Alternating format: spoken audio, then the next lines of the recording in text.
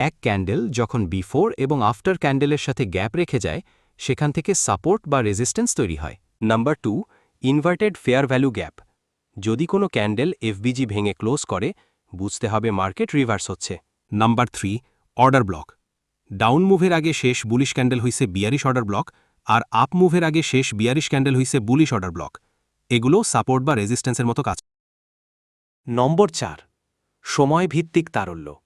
আগের সপ্তাহ, দিন, সেশনের হাই লোগুলো গুরুত্বপূর্ণ লেভেল। নম্বর 5, লিকুইডিটি সুইপ।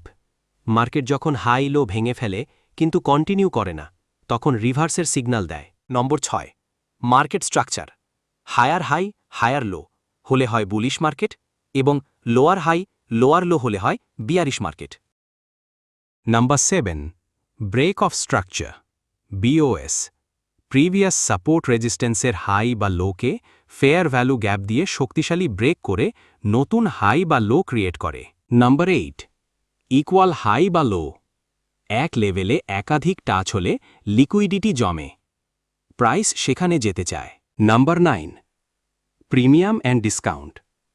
রেঞ্জের ওপরের অর্ধেক শর্টের জন্য ভালো, নিচের অর্ধেক বাইয়ের জন্য ভালো। Number 10, displacement. শক্তিশালী move plus fair value gap থাকলে বোঝা যায় ইনস্টিটিউশনের প্রেশার আছে, মুভ কন্টিনিউ করতে পারে।